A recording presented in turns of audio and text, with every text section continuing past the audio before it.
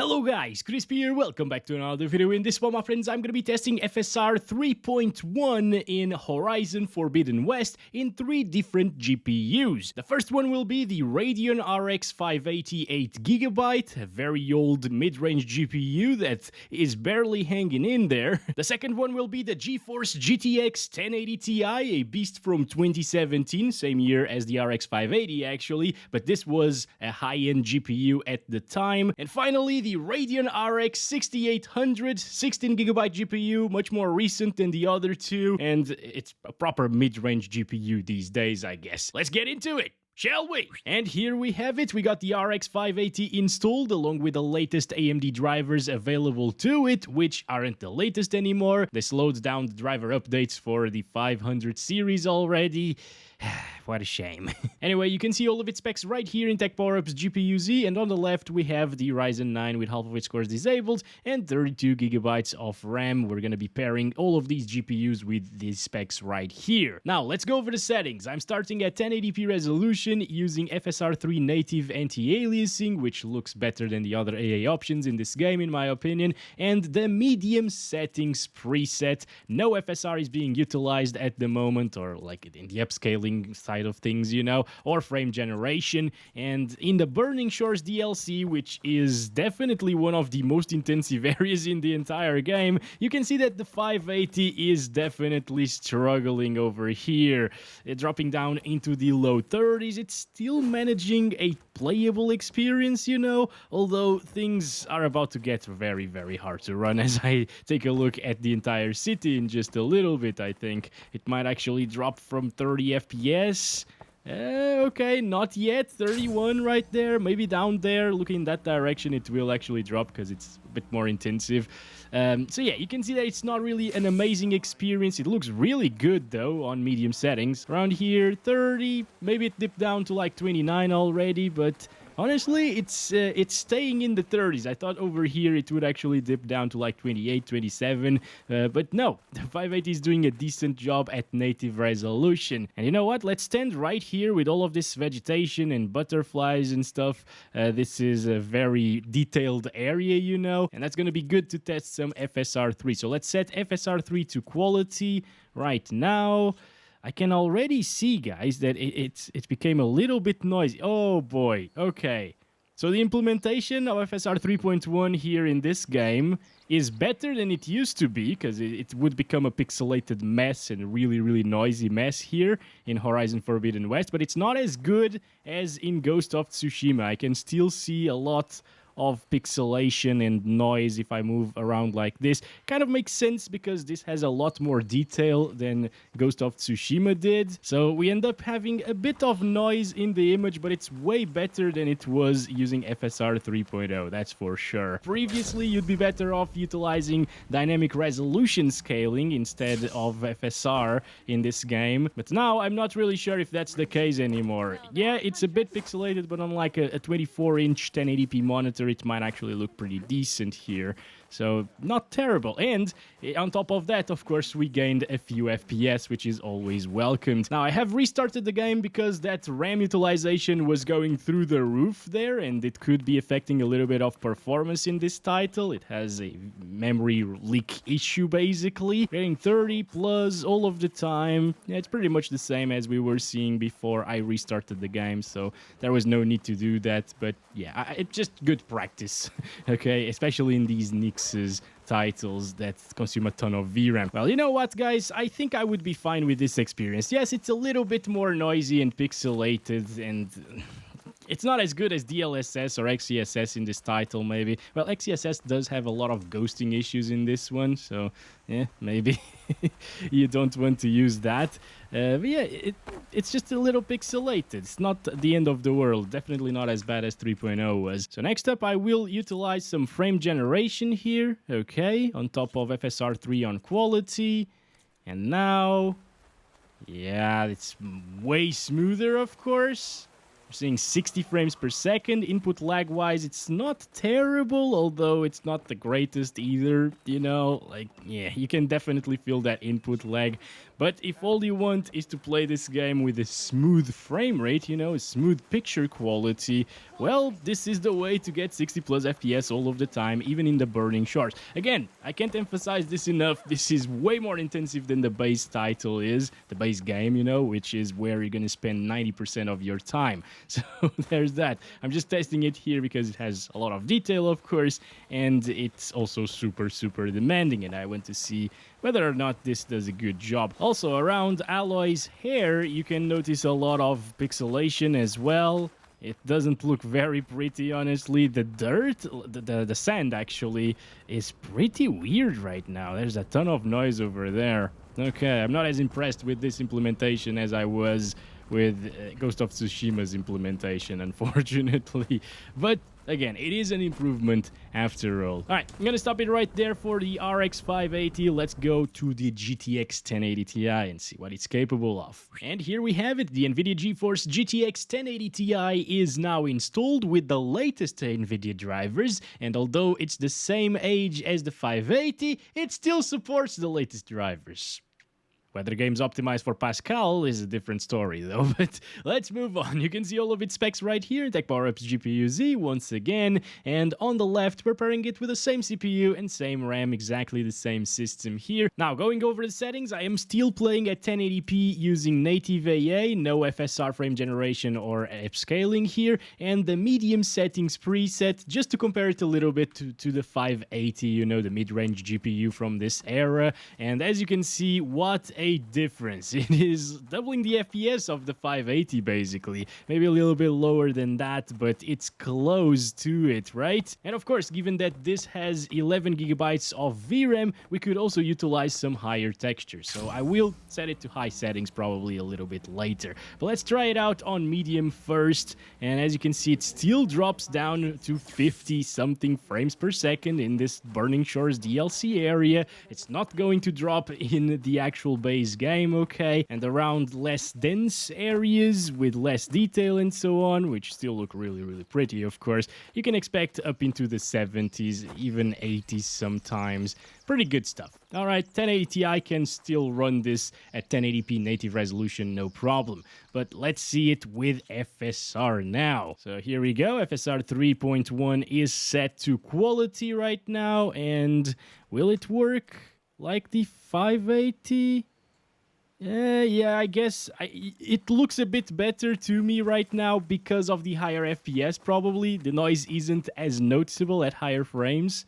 So it actually looks decent, guys, but again, it's not as good of an implementation as it was in Ghost of Tsushima. It's exactly the same stuff, you know, it's just with higher FPS, so it actually feels better.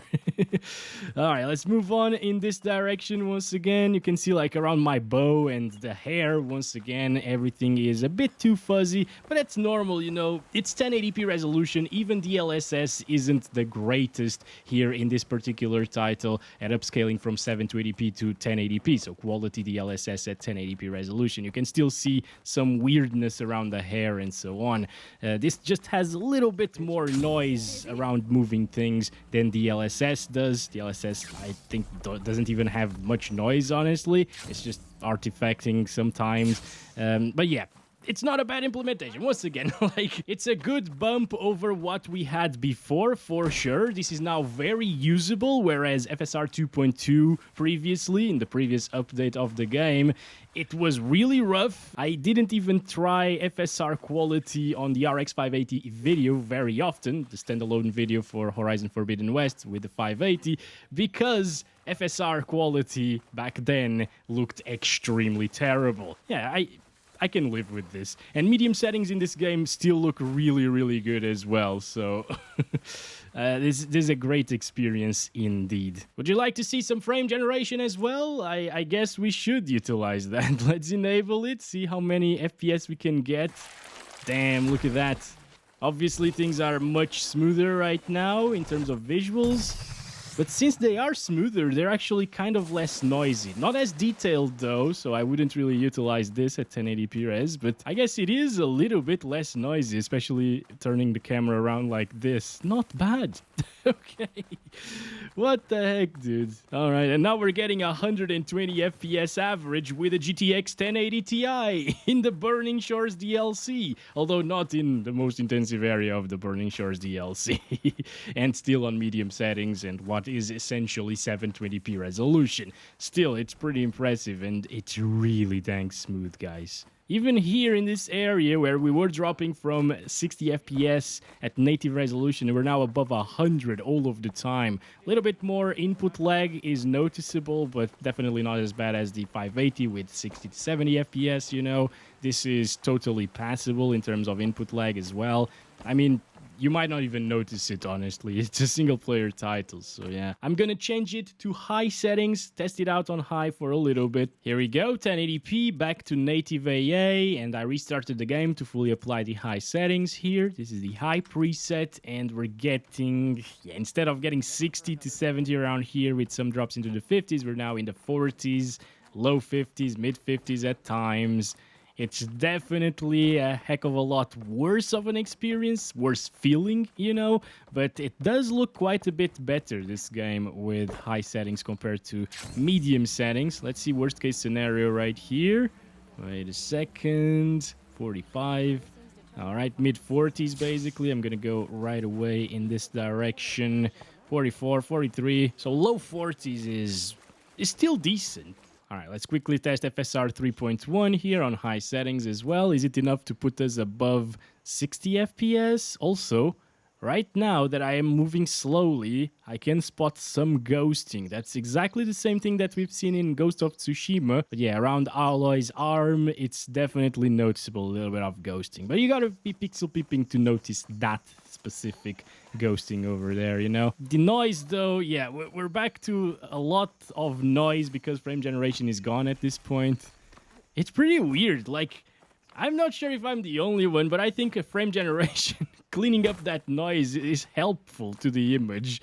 Usually it hurts it a bit because it softens up things, but in this case, it's good. I mean, I don't know. Maybe it's only me, guys. FSR Quality is still not enough to put the 1080 Ti above 60 frames per second, which is pretty interesting. But with frame generation, yeah, most of the noise in the picture is gone with frame generation. There is still the ghosting effect, and around Alloy, maybe there's more of a halo effect as well. But it is not bad. I mean, again, most of the picture previously had noise, especially like grass and stuff like that, because it's always moving with wind and you are always moving as well. And now it's not as noticeable. So there's that. And right now we're getting far over 60 frames per second, which is really, really good as well for a 1080 Ti. I feel like I would stick to medium settings with FSR 3 quality, maybe with frame generation as well. It was a little bit smoother. Right now, since we're dropping into the 80s and stuff, input lag starts becoming pretty noticeable as well. So it's not as good of an experience. And honestly, on medium settings, it already looked good. Just make sure to utilize high textures as well as medium settings with an 11GB card like this one. Of course, you can do it, not with a 580. It would be a terrible idea with a 580. I'm curious to see if the RX 6800 has something else to show us. Maybe FSR 3.1 will work a bit better there and look better. So let's just find out. And finally, the RX 6800 is installed with the latest AMD drivers. These are actually the latest, okay? You can see all of its specs once again here in Tech Power Up's GPU Z, and on the left, we're pairing it with the same CPU and same RAM. We're also back at 1080p resolution using FSR native AA and medium settings preset for a bit of a comparison once again to the 1080 Ti and the RX 580. And as you can see, it's not quite doubling the 1080 Ti's performance here. All right, it's getting like what, 40, 50 more FPS than that. but it is a substantially smoother experience. It's way, way better. Holy crap. All right. So I'm not going to spend a lot of time here at 1080p medium settings with this GPU. I think we should bump it up to high at 1080p and then test 1440p as well as 4K for a little bit. And just because I'm curious, you know, we should definitely go to high settings, but I'm a curious person. Okay, that's why these videos take a long time, because I'm usually trying out tons of different settings. All right, let's do FSR 3 quality. Whoa, okay, 120s. So it's basically matching the 1080 Ti with FSR 3 quality plus frame generation, this one.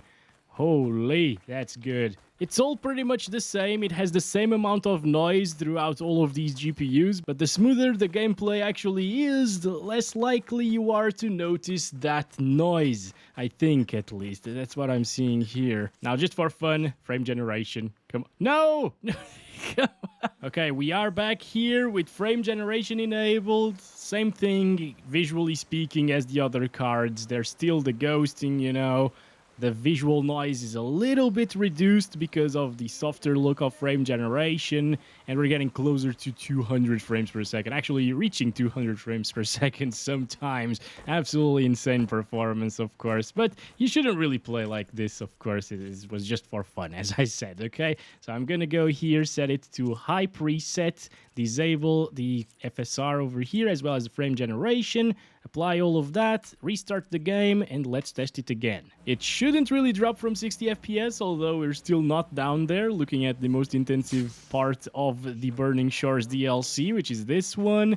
Down into the low 70s, maybe high 60s sometimes. But I guess this is a single-player game, so you don't really need super high refresh rates and 70 plus FPS, which is what we're getting right now. Whoop, look at that, 68 FPS, 69. Nice. Is perfectly smooth and playable, in my opinion. And this way, with FSR native AA, there is absolutely no shimmering, no noise at all anywhere in the picture. It's a perfect experience here, and this is definitely how you should play if you have a 6800. But you know where this GPU really shines, guys? It's at 1440p, in my opinion at least. It is dropping slightly into the 50s, but again, this is the DLC, super intensive. Game is really demanding as well. We're playing at 1440p now, native resolution, using high settings, and it is a gorgeous experience. It's still a smooth-ish one, although this is probably where you want to enable some FSR 3.1. If it works as well as it did in Ghost of Tsushima, it's going to deliver an amazing looking experience here at 1440p. And, you know, I have tested this GPU recently, like a couple of months ago, in 18 different titles, or maybe 20 different titles, or 60, something like that. Anyway, I'll leave a link down below in the description for that if you're interested. It really shines at 1440p resolution, even though in some titles that are very intensive like this one, it does dip down into the 50s here and there. It's not the end of the world though. It has enough memory to handle 1440p absolutely fine, even with highest textures in all games. And yeah, as you can see, 63 average in the most intensive area on the most intensive DLC in this game is very, very decent indeed. But now let's try FSR 3.1 on quality without frame generation, so just the upscaler right now, and we gained about 15 frames per second. All right, guys, there is almost no noise at 1440p, at least not perceivable noise right now. Whoa, this is sick. Okay. All right, this is definitely how I'd play this game with a 6800 now. Whoa. I mean, the hair still has a bit of noise. I can notice it. But you know what? These are kind of the visuals in terms of noise, you know, the amount of noise in the picture as we used to get with FSR 2.2 in the previous update of the game at 4K using FSR 2.2 on quality. This is super impressive. It's so much better right now. Whoa.